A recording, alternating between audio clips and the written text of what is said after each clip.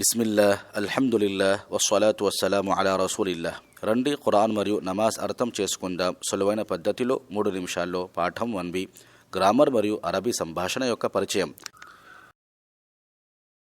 మీకు మేము ఆందోళనలకు గురి చేసే గజిబిజి సూత్రాల ద్వారా లేదా పొడి పాఠాలతో బోధన ప్రారంభించము.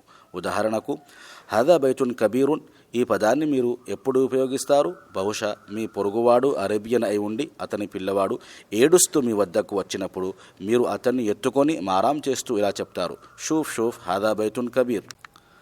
బహుశా ఇది ఎన్నటికీ సాధ్యపడదు. కాబట్టి మా పాఠాలు సూరతుల్ ఫాతిహాతో ప్రారంభమవుతాయి. ప్రతిరోజు 25 సార్లు మాట్లాడండి అల్లాహ్తో అరబీ భాషలో, అది కూడా పూర్తి అవగాహనతో. ఇది బ్రహ్మాండమైన ఆరంభమవుతుంది మరియు లక్ష్యం, ఉద్దేశం కూడా నెరవేరుతుంది. మనం ప్రతిరోజు 5 నమాజుల్లో అనగా సుమారు 1 గంట అరబీ భాషలో సంభాషిస్తాము. మరియు అలాంటప్పుడు ఎందుకని అక్కడి నుండి ప్రారంభించకూడదు? మేము అరబీ గ్రామర్ని కూడా బోధిస్తాము, కానీ విభిన్న విధానాల్లో. దీన్ని సులువుగా, మామూలుగా మరియు ఆసక్తికరంగా మార్చడానికి అల్హమ్దులిల్లా మేము టీపీఏ పద్ధతిని అభివృద్ధి చేశాము. టీపీఏ అంటే ఏమిటి? టోటల్ ఫిజికల్ ఇంట్రాక్షన్, సంపూర్ణ శరీర ఆచరణ, అనగా శరీరం యొక్క అవయవాల ఉపయోగం. ఉదాహరణకు చెవులు, కళ్ళు, మెదడు, కంఠం, చేతులు మరియు హృదయం. టీపీఏ అంటే వినండి, చూడండి, ఆలోచించండి, చెప్పండి, చూపించండి, మనస్ఫూర్తిగా చేయండి మరియు కలిసి చేయండి.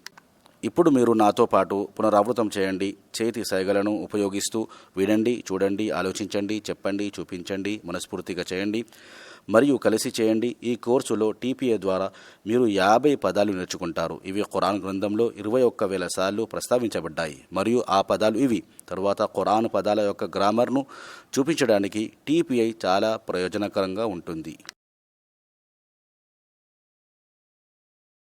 ఉదాహరణకు 5 విషయాల కొరకు ఒక సైగ సరిపోతుంది. ఇది చాలా ప్రభావవంతమైన పద్ధతి, ప్రత్యేకించి మీరు ఫెయిల్ క్రియల యొక్క విభిన్న శైలులు వివరించాల్సి వచ్చినప్పుడు. ఉదాహరణకు, ఖలకుతహు నఖ్లుకుం వంటివి. మీరు చేయాల్సిందల్లా బిగ్గరగా చదవండి మరియు చేతులతో సైగలు చేయండి. హువహుం, అంత అన, అంతుం నహ్ను. ఇప్పటికీ కొంతమందికి చేతులతో సైగ చేయడం చాలా కష్టమవుతుంది. వారిని ఒప్పించడానికి నేను అడుగుతున్నాను, మీరు మొబైల్ ఫోన్లో మార్గాన్ని, దారిని ఎలా చెప్తారు?